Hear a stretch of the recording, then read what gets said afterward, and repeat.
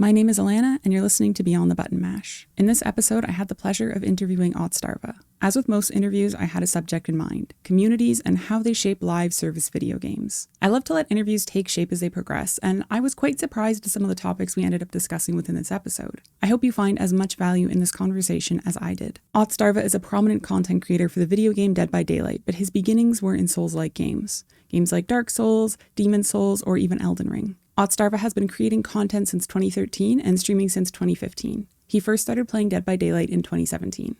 So let's jump into our conversation. I was curious, since I wanted to talk to you today about like communities and how we kind of shape video games and help them along, etc. I was just curious how the pipeline from Dark Souls to Dead by Daylight happened in your content creation. Well, to be fair, it can be traced down to like individual people. There was a content creator I really liked back then named Ouroboros, who still is around and has been streaming for even longer than I have. He's one of the very original streamers, the type that were streaming when Twitch was not even called Twitch, it was called Justin TV. And he was an avid Souls player. He also played Dead by Daylight when it was in its beta. And watching him, I realized, okay, this is fun to watch. I wonder if my own audience would like to watch it. So I started playing it and, one thing led to another. I have a lot of admiration that you've stuck with it for so long. I am definitely a tilter when I play. There are times where I'm like, I need to take a break. I'm going to break something. That's good. No, I feel you. No, to be fair, the game has evolved like continuously since. Every 3 months without fail, we have new, like juicy new content. It's been a ride. It's been very enjoyable. They're honestly really good with their updates and how much they've supported the community since then. Yeah, they're not always like perfect on release, but they keep going forward. Yeah, it never can be, right? Like I play a lot of competitive shooters. I play Overwatch and I've started playing Marvel Rivals. I don't play competitively, let's be clear, because that is too much for me. But it's always overtuned or undertuned or something like that, right? Like you got to give them grace and give them time to sort of fine tune things and make it work out okay. So you're obviously a very prominent creator for Dead by Daylight. You're kind of the guy that I always think of when I need to look something up for Dead by Daylight. Has it changed being such a front figure for a game, even though you're not really developing? Has it changed your relationship with video games, like in your personal time, if that makes sense? Well, yeah, a little bit, because anytime you're playing games, you almost think, if it's not contributing towards content, you always think, could I turn this into content? Yeah, there's so many opportunities like to do things that you could later turn into one way or another into content. So I do have to pace myself. Sometimes I know I'm indulging. I might be playing a game that I know is not related to DBD, or I might be playing DBD, not doing anything in particular. But yeah, I think that's more of being a content creator in general, right? Like it's like being a chef and cooking every day in your restaurant, and then you go home and you maybe don't even want to cook anything, or maybe you want to cook for yourself but you want to practice that recipe. I guess, yeah. Doing something for a job that is also done in your leisure time outside of your job is always going to have a fun effect. But for the most part, video games and the DBD community and streaming in general has treated me very well. I know you said you had, and you listed on your website, you had a psychology degree in the past. In terms of all that, do you ever, I guess, kind of regret going down the content creation path instead of continuing with something else? Well, I think the reason in the first place why I studied psychology is because I had this very naive idea that, well, that's something I might be good at. That's something I have some interest in. And it seems like it's something that could help people. Yeah. Right? And I say it's naive because in reality, no matter what you work at, you're going to help people in one way or another, right? We're all contributing towards something, maybe some jobs more than others, but yeah, no, I feel like as a content creator, on top of having a lot of fun and entertaining a lot of people, which is the major thing, I also have a small impact in the lives of a lot of people. And I feel like that's probably what, that's what I wanted to do in the first place. So I'm very lucky. I know that's not necessarily the case for every content creator. A lot of content creators work very hard and they don't receive the opportunities that I have, So I know it was a stroke of luck, but no, I can't regret it. It's like if you ask me if I regret buying a lottery ticket that ended up winning or getting second place, I can't possibly regret it. It worked out really well for me overall. And I think that if I had stuck to my field, to like psychology, I probably would be happy. I would be doing something else. But no, I don't regret it at all. I really liked your analogy there, actually, of the idea of, it'd be like asking someone if they regret buying a winning lottery ticket. Because I think we often do forget, and I watch a lot of smaller streamers when I spend time on Twitch. So we forget that Yeah. there are people out there pushing to be like someone making money off of this, right? A lot of people I watch Yeah. just do it for fun. Like, I just Yeah. like doing it and I want to give back to charities or something. So that's fine. That's great and all, right? But there are some people that it's like every day they wake up and they're like, and how am I going to make it big, right? Yeah. It's just really hard to say because some people, they put in an incredible amount of work and they have it returned. Some people put an incredible amount of work and they barely make do. Some people put in an incredible amount of work and they get stalked, harassed, bullied off a platform. You know what I mean? Like, Absolutely. Yes. it can all happen. It's so difficult to like tell people. It would be like me telling people, yeah, buy lottery tickets, dude. It worked out for me really well. I think I was very, very lucky in so many different ways, so many small coincidences. So yeah, I can do nothing but be fortunate, but feel fortunate about it. So yeah. I mean, yeah, absolutely. With you playing video games, so when we kind of talked about how it affects you and your living, sort of working with video games still and playing them outside the space, right? And how your hobbies change, et cetera, et cetera. I know you aren't officially associated with Behavior Interactive, although I think there is like a Fog Whisperer program. I'm not sure if you're Yeah, still there's in like that. a creator program. I've been a little bit involved. Yeah, sure. Outside of that, what has your experience been like with getting, I guess, a brunt of feedback in your chat about maybe an update that Dead by Daylight has pushed out or Behavior Interactive has pushed out, right? Because I have seen it in your content. You get a lot of feedback that should maybe be directed towards the developers, but yeah, no, it happens. Also, funny you should mention that. Like a couple months ago, I made a video suggesting an idea for the game, and like a month later, the developers implemented a very similar idea. It was a coincidence for the most part. I'm sure it was like 99% sure it was parallel thinking. But obviously, people see patterns where there is just sometimes just nothing. Some of it, I'm going to admit, has rubbed me the wrong way. There's been times where people have accused me simultaneously of doing one thing and then doing the opposite. You know, like I could show you some of my screenshots, right, of accusing me of favoring one of the two sides in DBD, and if I blur out, you wouldn't know which one it is. You know, because like people get very passionate about the game. The developers, for the most part, are one big obscure block. There's not a lot of visible faces, right? Definitely not as much anymore now that they're a big company. So the people that are most available, that are easiest to focus, is content creators, the ones that are most visible. So I understand that it just happens as a way of like, it's like a cathartic release, you know, like people will be like, oh, this guy's ruining everything. Oh, this girl is, making this game terrible. That happens elsewhere in the games industry. And I think it happens elsewhere in society in general. I try not to let it bother me too much. I know in my heart of hearts, I love the game. I've done my best to make it the best it can be with my, feedback, suggestions, and whatever. For the most part, I would say if you are well adjusted, if most of the feedback and most of the community treats you as well as they've treated me, it's very easy to forget about the few people that are very, angry or nasty. So for me, it's not very difficult. I can see though, if I was in a darker spot in my life and I was out of these struggling with something else, it could be a bit bothersome, sure. Well, I mean, there's always going to be like those one or two critics, right? That you just think about sometimes and you're like, even though you've had like 100 incredible comments, supportive community, you're like, oh, there's Billy again. He came back for more. Yeah. Yep. Yeah, no. Like, if you can laugh at those, then you're in a good spot.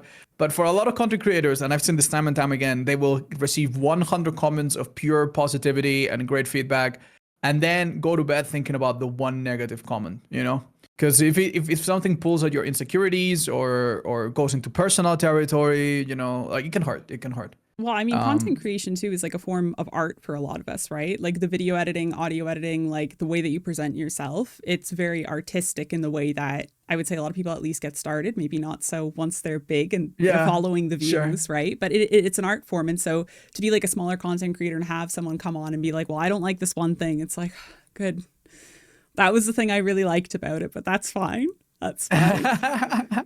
Yeah, it's like having an art critic, I guess. Yeah, and we all have that. We all have that critic inside of us, right? It's fun to criticize, so I can imagine why people do it.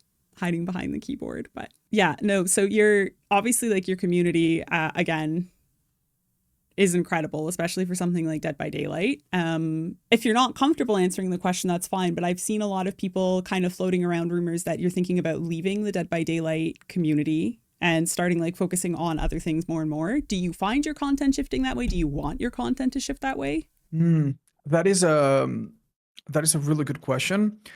I'm not planning to abandon Dead by Daylight just because the game still, carries a lot of my love, and I'm very invested in it. And I have an update, a website that I update with information for new players. I love to make videos covering, the current state of the game, and all there's little challenges that I do here and there that just keep me passionate. Like I've been streaming like a little silly challenge for the last few days, and I'm super, super happy going so many hours. So no, I don't see myself stopping playing DBD. But there's definitely one part about DBD that has run very dry for me, which is just like the natural content of the game itself. Like I've already unlocked everything. I've already done everything. There's nothing in the game per se that motivates me to grind towards anything, if that makes sense. It's as if you've already, it's almost as if you've already completed a single player game, right? There's just nothing else there. No more trophies, no more achievements, nothing. So that part of the game doesn't have a lot of like mystique to me. It doesn't appeal me very much. The other part I still enjoy. There's times, depending on the update and the state of the game, when I'm more or less invested. And one thing that I do want to do is also work on other things and do other challenges that. Yeah, so for example, over the last few months, we did some challenges on roguelike card games like Inscription and Slay the Spire, right? And I'm looking for other games to do challenges with. And this is just to like complement the DBD stuff and to keep myself engaged. There are people that believe that you should only stick to one thing, and they think that, I'm only going to play DBD because it's the thing that gives me the most views or the most audience or whatever. But I'm not like that. Like when I started streaming, I played another game, then I switched to another game, then I switched to another game. Now I'm playing Dead by Daylight. It's not like, as a content creator, you need to be ready to jump ship if that ever happens. And I'm definitely ready. Like I'm not in a position where, if Dead by Daylight isn't fun for me one day, I'm just gonna keep playing it until I cry myself to sleep every night. Or if the game is discontinued tomorrow, I'm just gonna quit content creation. So no, I do wanna play other things that challenge me. Yeah. And if DBD doesn't challenge me a lot, well, I'll do challenges in other things. So yeah, I'll definitely do more content on the side and other things. But if DBD is healthy and I'm still enjoying it and I find challenges to do on it, I think I'll continue to play it for a long while. Now, one thing that maybe that rumor comes from is that some months ago, and I told my audience this, it wasn't really a rumor, I just told them that I was very unhappy with some of the decisions the game had made recently. One of them was not really about the game. It was about the company firing about 100 employees. Yes. Yeah. And that felt really bad as a creator for a game, to see people in the game being let go and very suddenly as well. That's something that made me think, okay, maybe I should just not be part of the creator program, because that was maybe the only way I could show my voice. Ultimately, I didn't do it. I was going through my own stuff. But yeah, that would have been the time where I was very unhappy with DBD.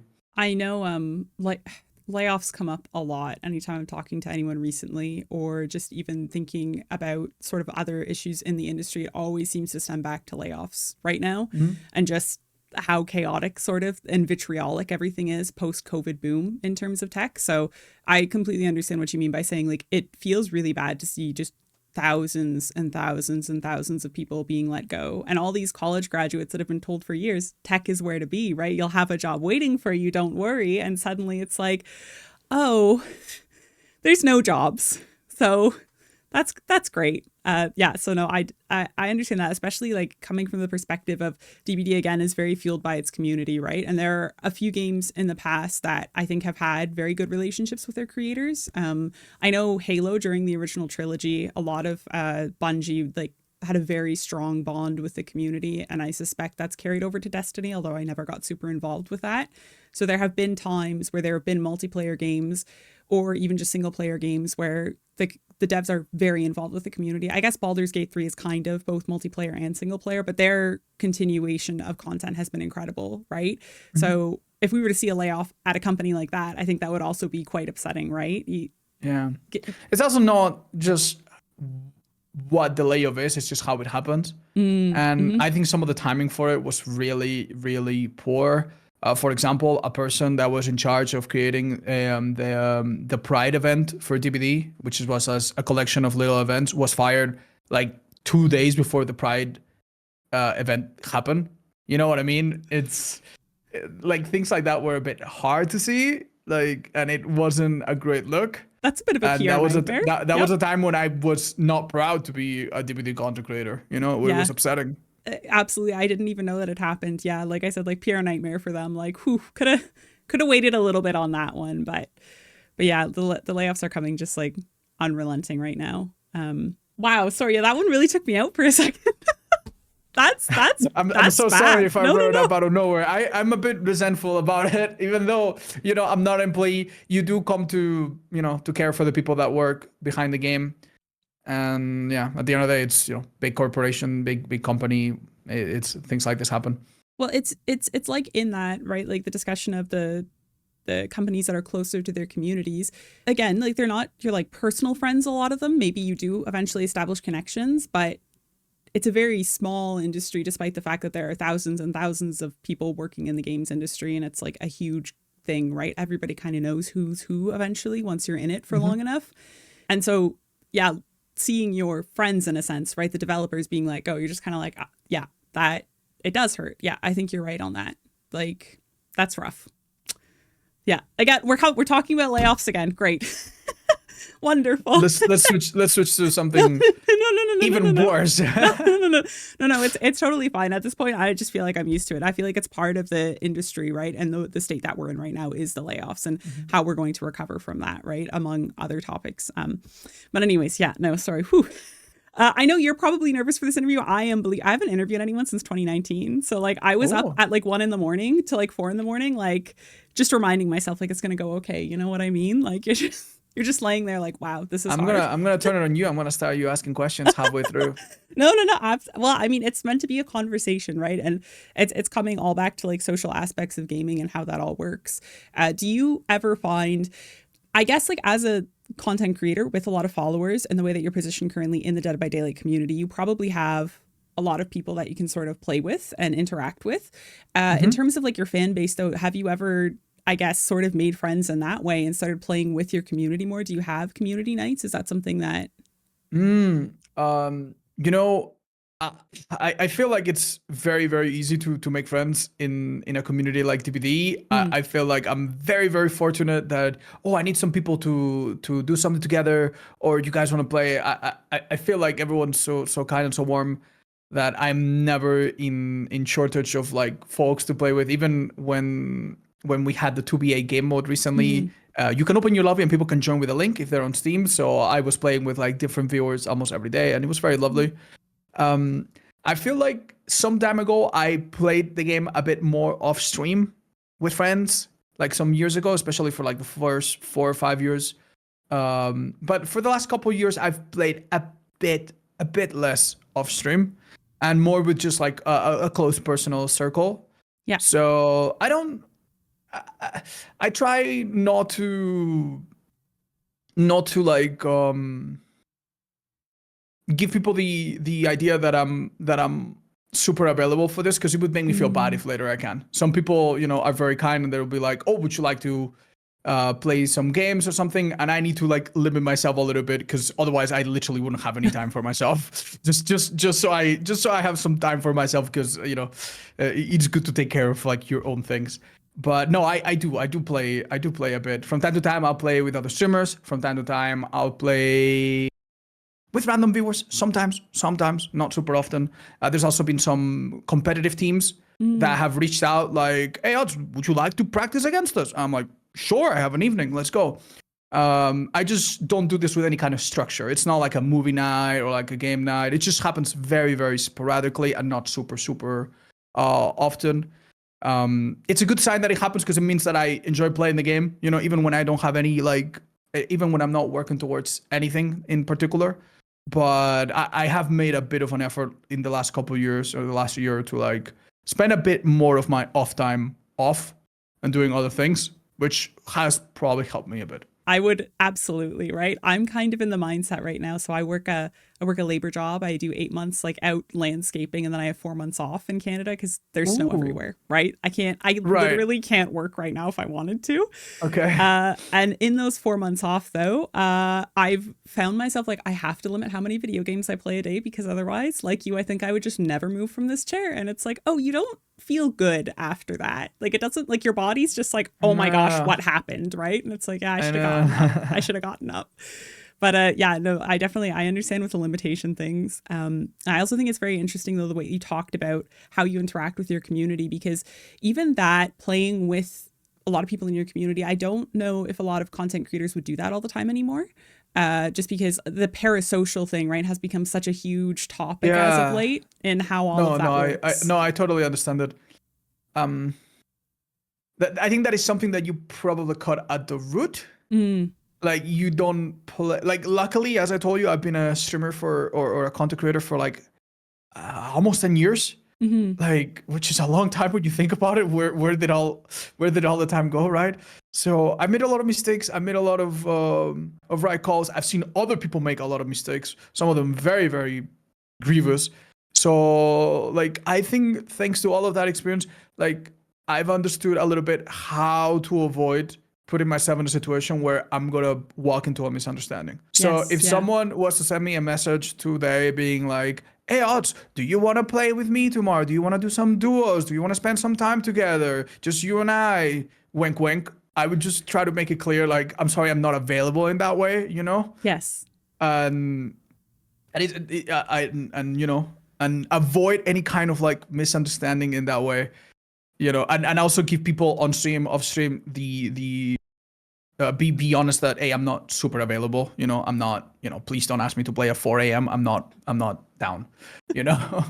And honestly, one of the most fun things is just being the just being there with a group. Like sometimes I played with like small groups of people where I'm just their fourth guy, right? Or Hmm. I played with like a team that's practicing and I help them practice or something. And just being there and just seeing people's existing friendship and existing dynamics and just being a small part of it, being an observer, it's kind of fun. But yeah, no, I understand, especially if you were someone that's a bit younger or that's Hmm. vulnerable, like going one on one or like trying to connect with people, it would be hard. And I also assume that if you're a woman, you're also gonna probably receive like some kind of unwanted attention and and solicitations and like people like requests and stuff like that, more so than us. I imagine. So yeah, I'm sure other people have it worse. It's not been bad for me. Well, it sounds like you're very good with your boundaries, which is a great tip for any new content creator, right? Is like establish what you're going to say and how you're going to say it, right? And phrase it to the community. Just because I think I listen to, like I said, like I watch a lot of smaller Twitch streamers, and when they say things like, I really like, I love all of you guys, sometimes I'm like, if there's Do you? someone if there's someone in chat who's been acting a little weird, I don't know if you want to say that, you know? Like they're Yeah. gonna get the wrong idea Yeah. sooner or One good later. piece of advice, by the way, for any if you're a content creator or you ever plan to be any size, any niche, any game, any genre, assume that every single message you send out is public knowledge. It's gonna be posted tomorrow. If not tomorrow, next month, not next month, next year. Every single message you send out to anyone other than your mom or your dad, and even then, just assume that it's gonna be public. So I try to be respectful and I try to live under that mantra. And I think any content creator would do well to do that. You know? Yeah, that's something that I don't often think about. I don't normally engage with a lot of random DMs just based on like what I do. It's like some of it's like usually pretty aggressive, and they're like, this is Yeah. your opinion was wrong, and it's like, oh, you can just Would you care to share some of the type of messages you get like that? uh I don't know if I can recall any specifically, but I know I got some really, really unhinged comments that made me like I basically stopped working on the podcast for a few months because I was like, it was the comments like, why are there bags on your shelves? That's so disgusting. And it's like, bro, I got bed bugs. Like everything's in a bag right now in my house. Like my neighbors gave me I can't do anything about it. And one guy told me that the logo for the podcast makes him want to punch something, so I must change it. And I was like, That is a sort of honesty that, inside it's thoughts. it's a little bit, if that's feedback, it's hard to take it well. Like, inside thoughts, please. And Yeah. sometimes I think like doing what I'm doing, I know what I'm making, right? Like I made one video and it was about a competitive Valorant woman who got threatened with rape, like, and being doxxed, and it was very very violent in a random lobby. I don't. Oh, was it? Or was it like a random content creator? Yeah, it was a woman content creator in the Valorant community. I think she plays competitively. She obviously deals with a lot of this, but this was like way outside the realm of what's acceptable.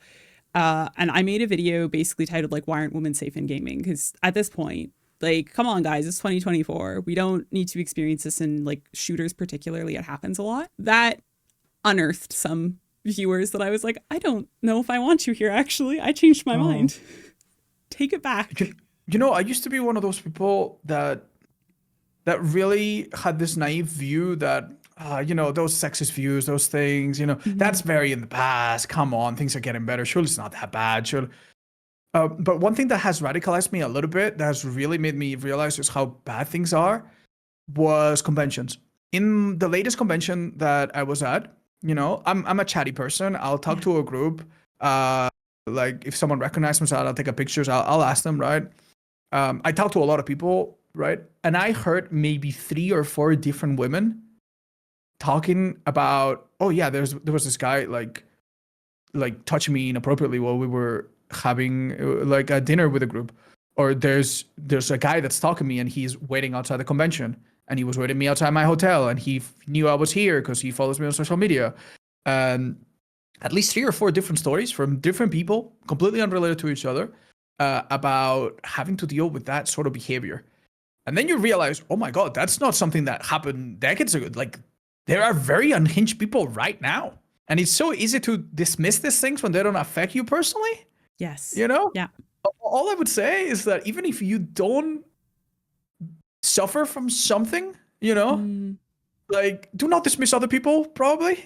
Like, okay, maybe you are white in a white majority country and you don't suffer the blunt of racism. So maybe you don't think it's a big deal, but do not dismiss other people's experiences, right?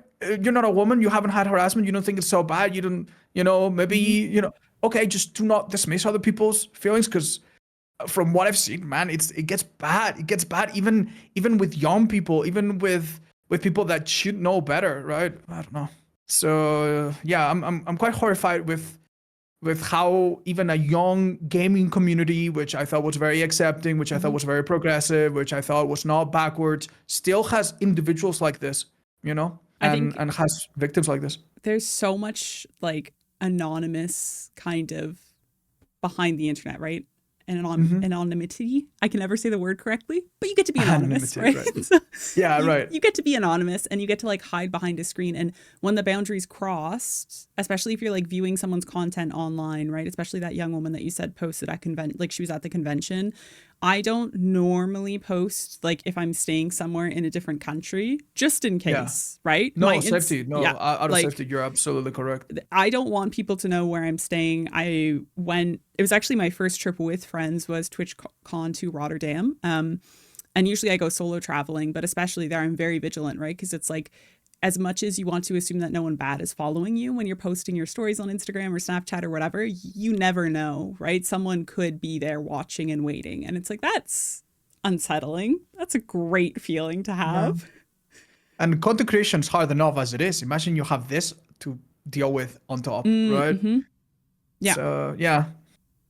That's one of the reasons why I feel very lucky, because all of my experiences with this kind of like stalking or harassment have been very mild, very minor, very short in time, or none at all. So yeah, I have a lot of sympathy for people that go through this, and it's also very sad to hear how little gets done about this. I still hear from people saying, oh, I have a person on the internet threatening to kill me or threatening to do, this and that, right? And they'll go to the police, and the police will be, yeah, have you tried blocking them on Facebook, Like, it seems like we don't have like a system to deal with the things that happen right now that is up to the times, if that makes sense. It absolutely does. And I think a large part of that is like who regulates the internet, right? Like who's in charge of this? Nobody is really. Like we're just kind No, of free to do no whatever one's we gonna care want. about Yeah, some anonymous voice that may or may not be 1 mile or 1 million miles away from you. absolutely. Yeah, no, ugh, yeah, completely agree with you. Although I will say to that point, I don't know if I'd consider any stalking case mild just from like the No, when I say experience. mile, I mean like 1 mile, as in Oh, one, okay. as in 1.6 Okay. kilometers. No, no, no, no, no, no. I know. You had said that like Oh, you in your experience like they had yeah. been mild cases, right? And it's like I don't know if For any me, stalking yeah, is it's not mild. been too bad. It's not been too bad.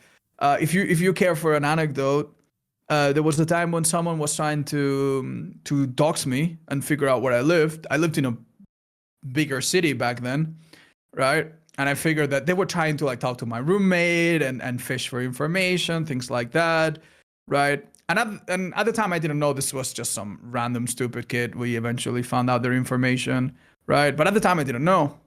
And one time at night, I had a laser pointer shine through my window right around the same time that all of this was happening. And I jumped. I was like, whoa, what's going on? You know? That laser pointer was probably some child. As I said, it was a bigger city, right? Probably was a complete coincidence, right? But at the time, I didn't know that. So I figured, oh my God, someone wants to know where I live. Oh my God, they're here with me, you know? So that was a bit of a scare, but that is probably like the only time where I felt unsafe for a second, you know, until I realized, okay, that was probably nothing. But yeah, to hear about some of the stories, like people that have had stalkers move to different countries to follow them, that, you know, I do think there is a difference. Like what I went through in comparison, very, very mild, you know? No, no, I'll So yeah. definitely give you that. Yeah, wow, moving Yeah. to a different country. That's Yeah. No, that one was I can't say I recall the name of the streamer this happened to, but yeah. One dude like moved to a different country and set up like a tent um, and lived there without a home just to stalk this person. It's honestly quite the range. yeah, that's very unfortunate. That oof, that makes your stomach turn a little bit to think about. Wow, yeah, that's Yeah, sorry, I scary. don't mean to Yeah, derail you though. no, You were talking about the Valorant player that no, was being harassed, right? no, not at all. Please, it's a conversation, right? By all means, yeah, let it go where it goes. I don't mind. Yeah, no, I think actually I kind of just like closed the page on that. It was just, yeah, the explanation of like titling your videos in certain ways. And I had one of my friends who, his whole job in the UK is diversity, equity, and inclusion. And when I Uh huh. first launched the podcast, I brought him on for an interview and I wanted to talk about Gamergate 2.0 and everything that was going on. And I specifically launched that as the first episode because I was like, I bet this will boost the YouTube algorithm, which is an awful thing to do. But at the same time, I was like, I want to talk about this. And I think this is going to Well, help. I mean, Like, trying to put an important topic in front of as many people as you can, I don't think that's wrong. That's okay, you know? that's a very generous way of looking at it, actually. Yeah, I hadn't considered, I'm going to phrase it that way from now on. Just Yeah, take that. no, Yeah. absolutely.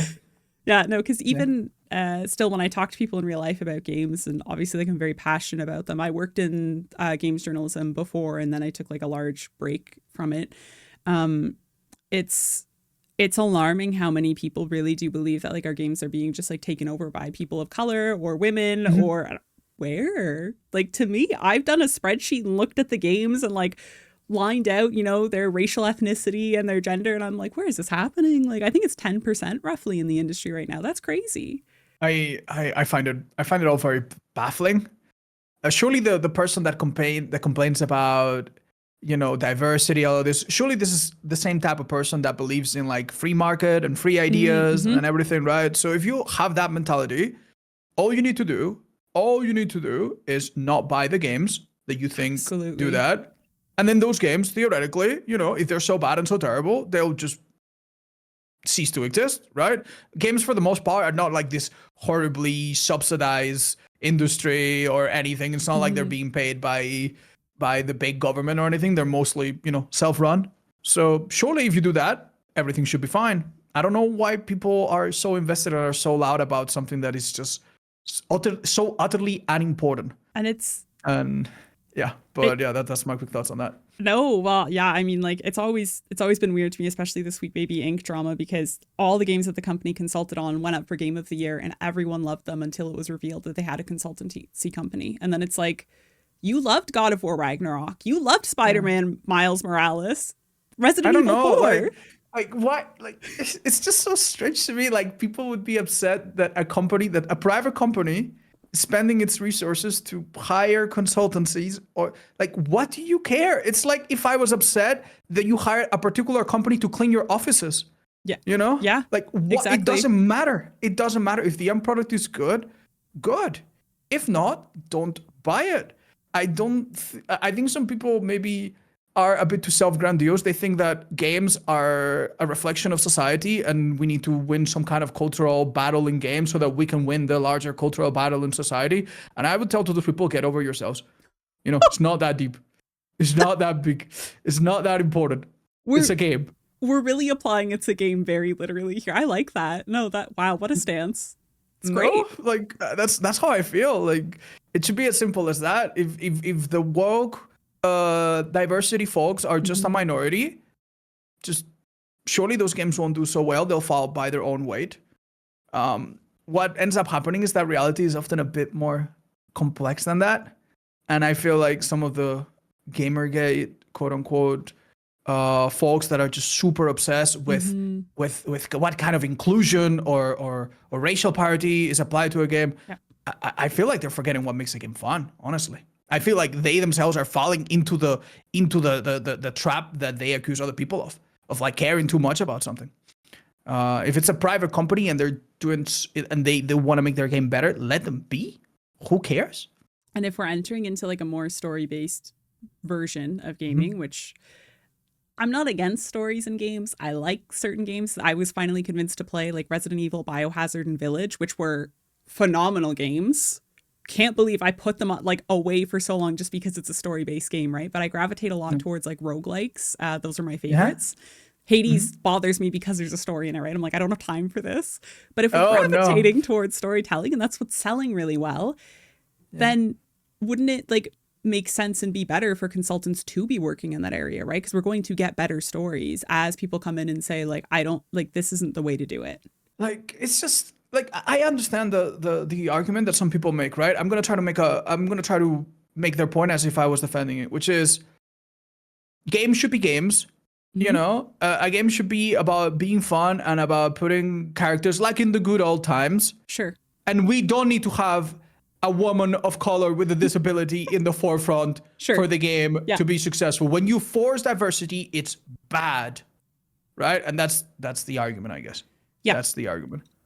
But at the same time, like, what's your point? If it's a private, like, if this is such a terrible idea, surely the game companies will realize it. And some people have this idea of like, oh, if you go woke, you'll go broke. But as you pointed out, some of the games that do this, they are perfectly fine. They're perfectly successful. They sell perfectly well. So maybe if you are part of this group of people that is super, like is being a moral busybody with what games should and should not do, you should probably just take a step back, look at the whole thing and realize it's a bit more complex than that, you know, and stop caring so much about it. And what you're only going to end up doing in the end, right? You're not going to affect how video games are made. You're only going to alienate people around you, you know? Absolutely. You're going to make people think that you just don't want to see women in games or you don't want to see black people in games. You know, you're just going to come across as an angry person that doesn't want to see anything different, right? Even if that's not your original intention. So yeah, that's my 2 cents on the take. No, well, I mean, yeah, like I couldn't agree more, right? And there's so many other things that we could also be putting our effort into. Like preservation of gaming history is very important to me. And there was recently like a huge court case. It's not going to be happening. Good Old Games got in trouble with their preservation program. And I'm like, really? This is, yeah, I guess they had like Warcraft 1 and 2 up on Good Old Games. And it's part of the preservation program. So they're always going to have it DRM free to run on modern computers, whatever that looks like, which is incredible for preservation. That's really nice. It's amazing. And Blizzard is doing this remaster of Warcraft 1 and 2. And so they said, take it down, delist it. We don't want it there anymore.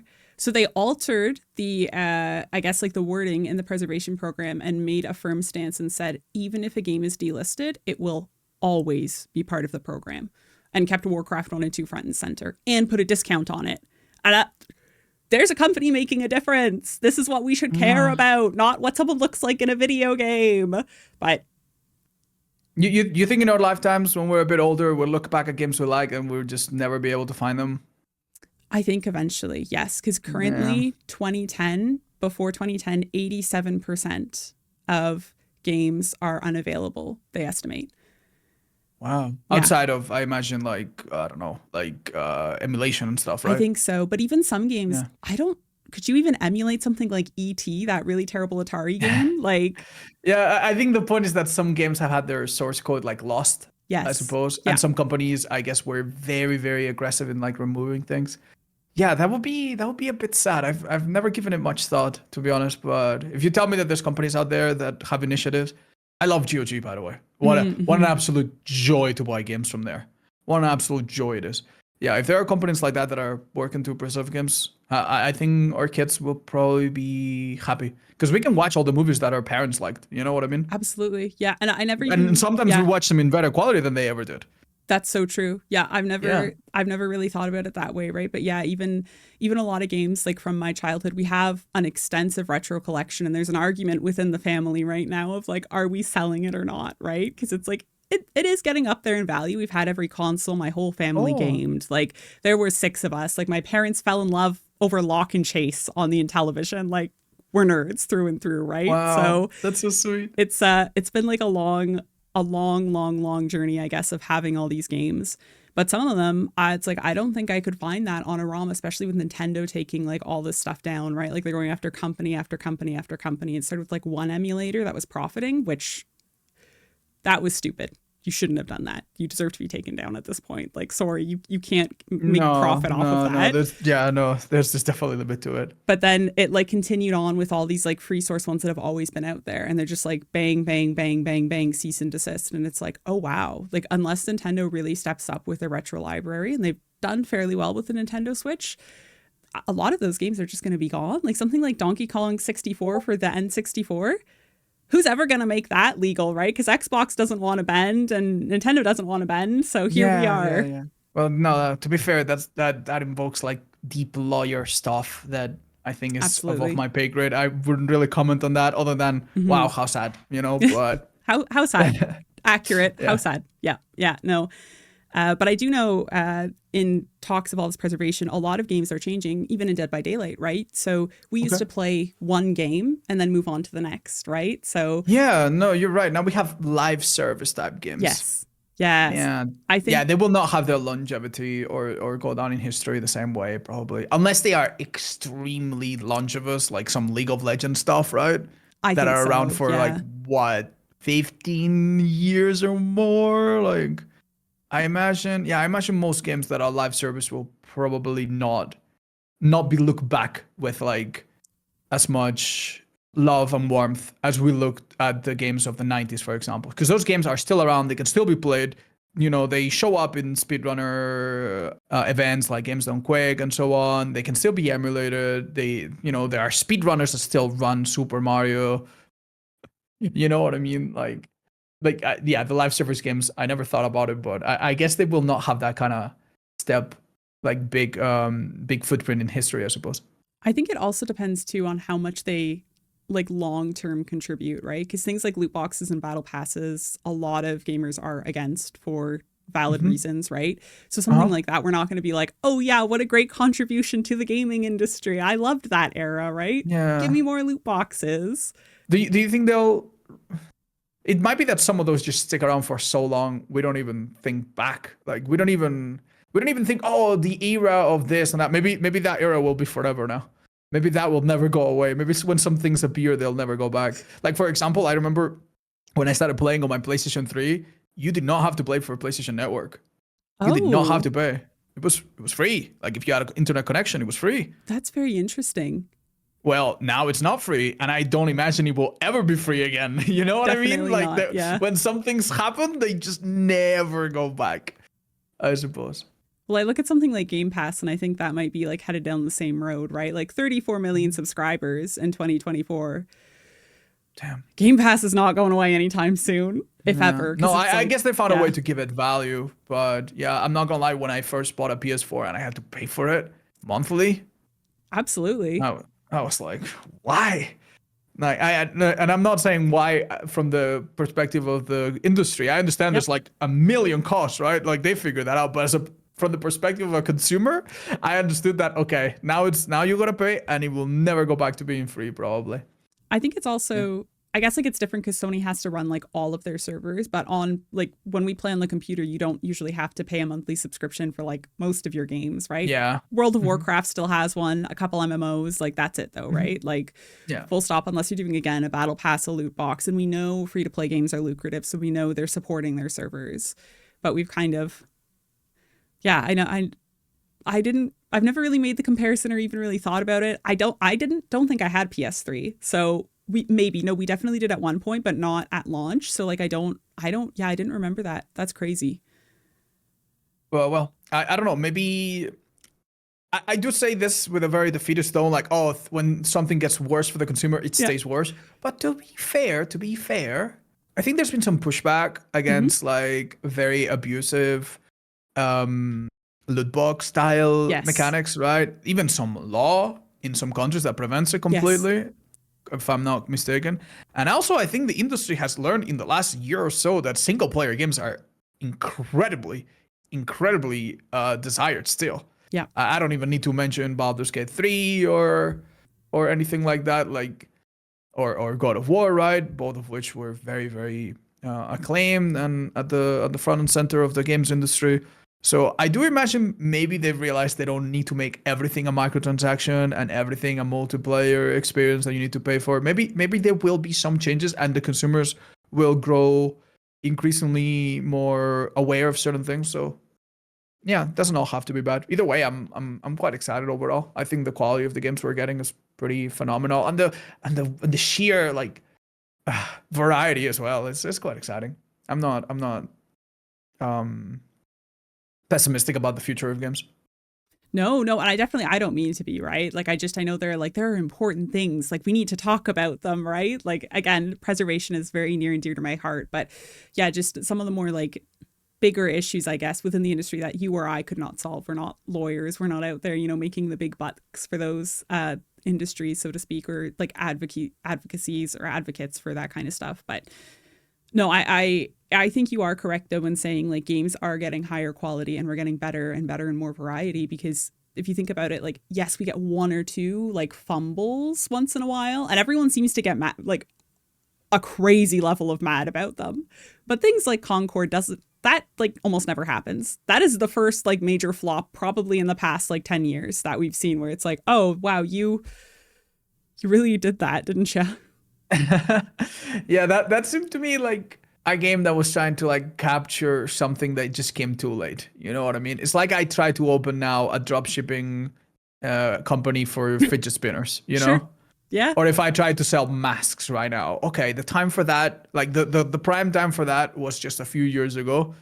And that was my understanding about what happened with Concord, that it was like a game that took a lot of time to be polished and wanted to ride a little bit of the Overwatch hero shooter craze, but it just came at a time when maybe it really wasn't. And with Marvel Rivals coming out, right? And That, yeah, that must be another thing because the Concord devs must have been like, okay, so it was a bad time to release a game like Overwatch. Got it. yeah. All right, pack your stuff, guys. Pack your stuff. Wait, what's that on TV? What's this game that just came out that just has 10 million players? Marvel Rivals. What is this? Why is Marvel Rivals doing so good now?